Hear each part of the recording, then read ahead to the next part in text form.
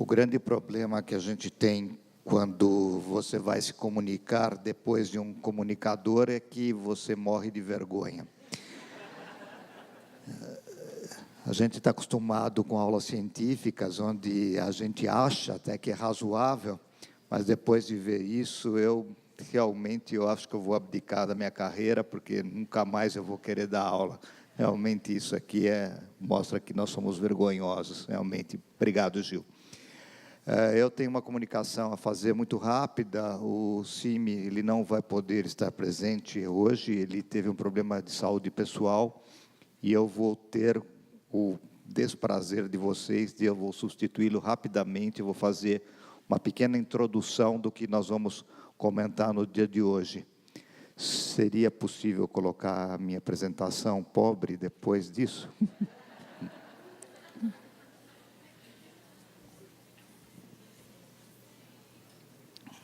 Pode pôr a minha lá? Bom, quando nós queríamos começar esse tema, eu ia falar um pouquinho sobre viralização, mas obviamente, eu ainda sou cientista, eu tenho que mostrar minhas aberturas de interesse. Eu recebo trabalhos como consultor e eu dou assessoria nutricional a empresas públicas, privadas e não governamentais e governamentais.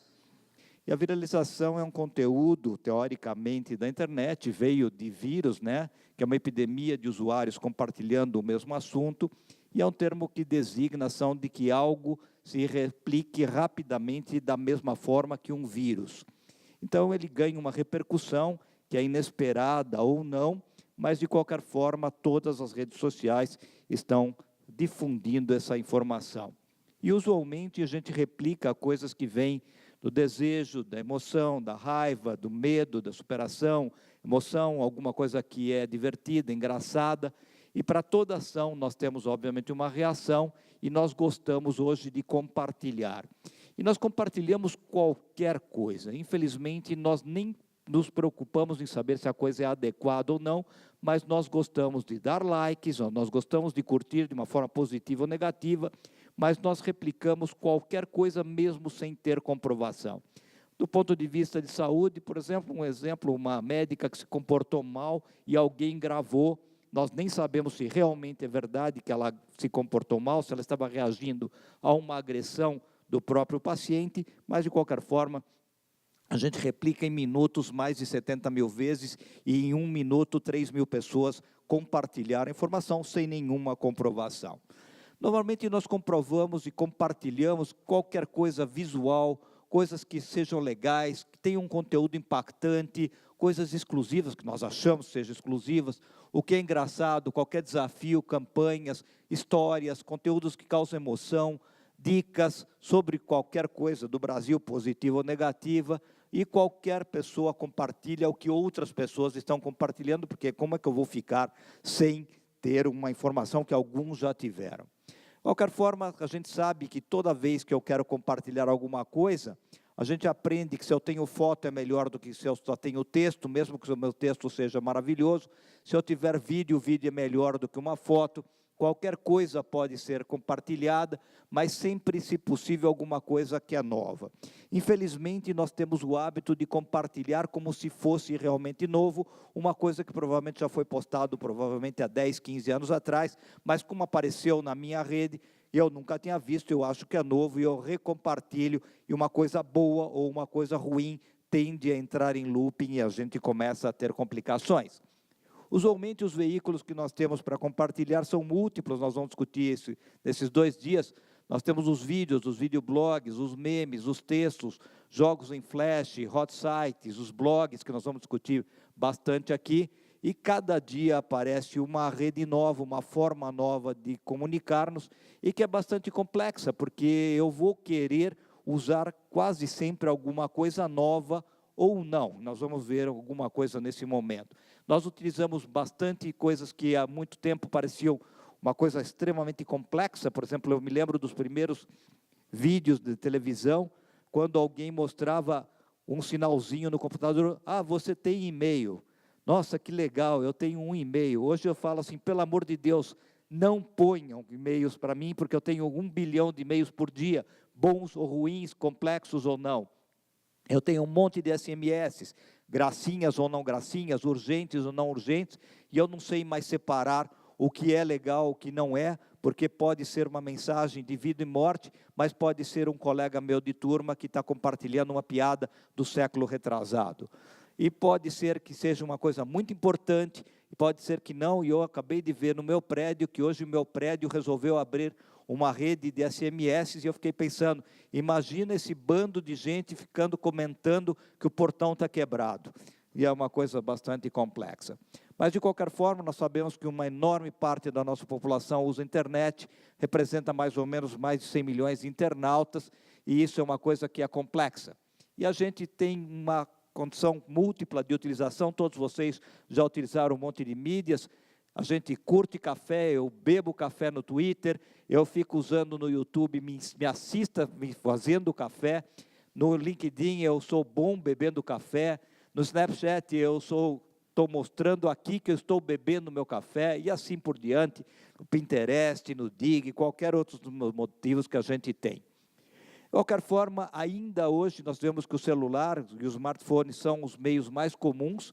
Nós utilizávamos muito videogames, televisão, tablets, notebooks, computador, hoje ninguém mais sabe nem o que é, e o celular, e nas nossas populações a gente utiliza redes que são mais ou menos complexas, e a gente fica rezando para que a nossa rede funcione, porque a gente chega num lugar como esse, e se o Wi-Fi não funciona, provavelmente, como eu estou no andar de cima ou no andar de baixo, provavelmente o meu sinal de internet vai cair, e como eu vou falar que eu estou aqui assistindo uma aula?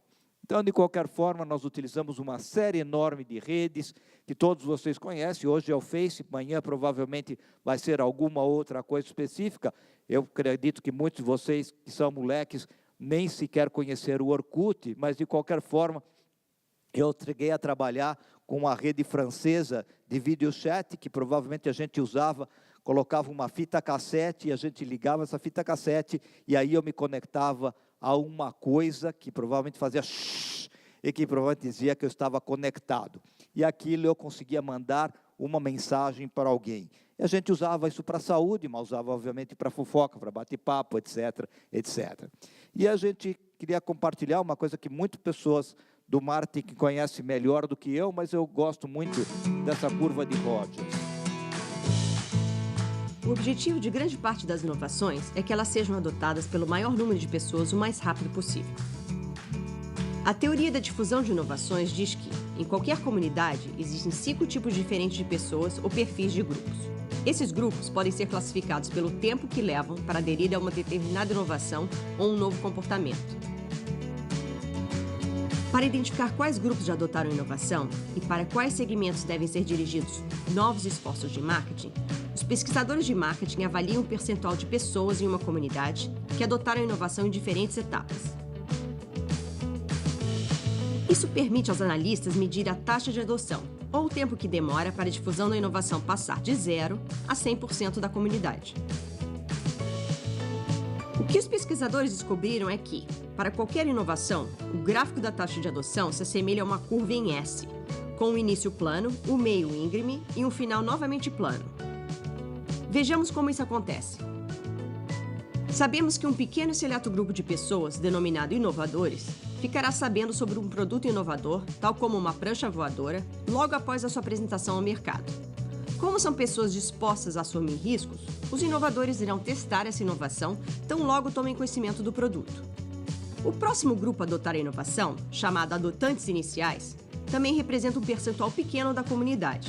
Lançadores de tendências, eles são rápidos em adotar inovações aprovadas por seus amigos inovadores. Os grupos seguintes são denominados de maioria inicial e maioria tardia. Assim que esses 2 grandes segmentos percebem que a inovação está sendo adotada por pessoas que eles conhecem e em que confiam, eles também passam a adotá-la. É neste ponto em que se dá uma aceleração na taxa de adoção, fazendo com que a curva se torne mais íngreme. Mas, para propagar-se em toda a comunidade, a inovação deve ganhar uma massa crítica. Este é o local na curva S onde a inovação torna-se tão disseminada que ela continua a difundir-se para o restante da comunidade, agora por conta própria. A esta altura, a inovação já é considerada uma norma social nova e bem aceita. E, finalmente, quando a maioria das pessoas já adotaram a inovação, a linha da curva S se achata quando alcança os retardatários, que são os mais resistentes à mudança e que, em alguns casos, nunca chegam a adotá-la. O tempo que leva para todo esse processo acontecer pode variar dependendo das características da inovação e da própria comunidade. Bom, é óbvio que nós sempre tivemos algumas situações na área de saúde da mesma forma. Aquelas pessoas que adotam uma determinada coisa muito rapidamente, às vezes mesmo sem comprovação, aqueles que conseguem adotar uma inovação quando existe evidência científica, aqueles que, apesar da inovação, apesar da evidência, nunca vão adotá-lo, e assim nós podemos comparar da mesma forma com o que está acontecendo nos meios de comunicação. De qualquer forma, os tipos de viralização que nós temos, eles são muito complexos. Eles podem ser ocasionais, quando acontece alguma coisa que chama atenção. Por exemplo, alguém que resolveu perder peso na internet, alguém que resolveu compartilhar que o meu paciente foi super maravilhoso porque ele perdeu peso depois de 2 semanas de orientação maravilhosa que eu fiz, e assim por diante. Ou então alguém conta alguma coisa que ninguém conhecia e ele passa a ser um exemplo. Acho que hoje todo mundo tem alguma coisa para contar. Então, um bebê que normalmente chama muita atenção, ou um bebê numa guerra, ou um bebê que está sendo cuidado, ou um cachorrinho que está sendo adotado, ou alguma informação médica que provavelmente já não é tão nova, ele compartilha-se rapidamente na internet. E algumas coisas que nós vamos discutir no dia de hoje são, por exemplo, coisas relacionadas ao meio social e às condições de autoestima. A Dayana vai provavelmente comentar um pouquinho do blog dela, mas eu queria que vocês vissem um pouquinho do que aconteceu com o blog da Eugênia Kunen, que provavelmente... Pode passar isso, por favor? Essa é uma menina, obviamente... pulou o vídeo. Você posta para mim passar o vídeo da...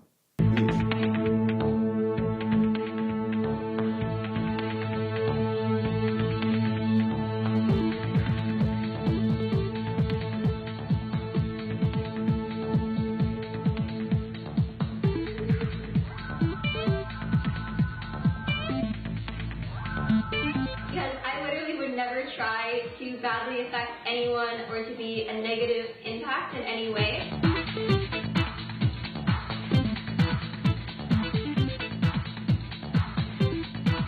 I kind of feel like so many people on the internet just like hate me right now. Don't worry guys, seriously, I'm definitely fine. Da mesma forma como todos os anoréxicos dizem que eles não estão doentes, mas nós nos lembramos que não precisa ter uma imagem tão complexa como essa. Um dos primeiros anoréxicos bombando na internet foi a Jane Fonda, que vendia seus vídeos, vendia seus modos de viver, e ela era proselitista de uma forma bastante importante, que ela queria convencer outras pessoas a ser como elas. E nós vamos discutir bastante sobre autoestima e a forma que a comunicação ela pode ser positiva ou pode ser negativa nos dias de hoje. E a gente estava discutindo essa semana o PewDiePie, na verdade, que ele não tem 1 milhão de seguidores, ele tem 50 milhões ou mais de seguidores no YouTube, e, na verdade, ele simplesmente está comentando sobre jogos, está comentando sobre alguma coisa divertida, e ele realmente ganha muito dinheiro em cima disso. Então, teoricamente, a gente ainda não consegue entender exatamente por que uma pessoa pode ter mais ou menos seguidores, porque o cara pode ser sério, ele tem 2 caras que dão um like para ele, e alguém que fala uma coisa que é uma pataquada, de repente tem 100 milhões de seguidores. E a informação é exatamente essa. Talvez uma informação sobre alguma coisa como óleo de coco, falando que ela é uma maravilha, tenha 1 bilhão de pessoas replicando, dizendo que realmente é uma maravilha, e que quem é estudioso sobre o tema não sabe absolutamente nada, porque no Face deles todo mundo diz que é para usar óleo de coco. Então a gente acaba tendo condições de destruir ou formar reputações de uma forma muito rápida. E eu queria lembrar que existem formas que são inclusive propositais. A gente estava discutindo da disposição de pessoas distribuir informações inadequadas, e são efeitos de técnicas de marketing que podem ser positivas, podem ser negativas, podem ser verdadeiras, podem ser inadequadas, podem ser subliminares, e de qualquer forma nós sabemos que inúmeros memes acabam rodando na internet, e muitas vezes com muito mais condição do que um determinado comercial que foi super pensado e, às vezes, por alguma característica específica, um bebê dançando de uma forma estranha, ou um cachorrinho que começa a falar com a tela, ou alguém que lambeu uma tela, qualquer coisa pode ser muito importante. Então, eu queria terminar essa primeira parte, lembrando que, teoricamente, nós não deveríamos compartilhar absolutamente nada que nós não tenhamos compreendido, que eu realmente saiba que eu estou espalhando e que eu vou ter uma responsabilidade sobre isso. Eu tenho que lembrar que compartilhar uma ideia vai aumentar o seu poder, reputação, receita, amizades, pode alterar ou não minha paz de espírito, pode ser que o esforço para enviar essa ideia seja muito menor do que os benefícios, e tomar muito cuidado, porque quando eu estou remetendo uma ideia, eu preciso saber se o remetente, o conteúdo, são de confiança. Mas como eu sei isso? Eu não sei, eu não tenho como. Como eu posso datar uma postagem? Como eu posso ter uma avaliação de que aquilo é adequado ou não? Nós vamos ter o Pedro Melete conversando sobre isso também. Pedro, você está lá, né? Depois nós vamos discutir isso. Nós já discutimos 1000 vezes. Como é que eu posso colocar um selo de confiança em alguma coisa? Existe isso? Não existe, provavelmente, tá? Então, eu só queria lembrar que o ambiente virtual, ele pode ser nocivo, ele pode ser adequado, ele pode criar situações muito irreais, porque é uma versão editada de mim mesmo, ele expõe minha vida pessoal e profissional, ele afeta como a informação é disseminada e quase sempre substitui uma presença em relação a uma troca de mensagens, até da pessoa que está do meu lado. Então, eu queria só concluir que milhares ou milhões de comentários, curtidas e compartilhamentos para um único conteúdo estão acontecendo nesse mesmo minuto, nessa mesma sala. A viralidade acaba alcançando números gigantescos e os posts virais são impossíveis de ser ignorados, provocam emoções, garantem um nível alarmante de compartilhamento que pode ser bom, pode ser ruim. É uma eficiente ferramenta para divulgar uma marca, uma ideia, um conteúdo, pode aumentar o engajamento do público-alvo, mas eu tenho que lembrar que, apesar de interessante, útil, engraçado, pode ser que ele tenha um valor social complexo, eu tenho que lembrar do ganho e eu tenho que tomar muito cuidado com os riscos que nós temos ao compartilhar alguma coisa. Eu vou terminar por aqui e nós vamos fazer um pequeno intervalo e aí nós vamos partir para a nossa primeira mesa redonda. Obrigado, gente.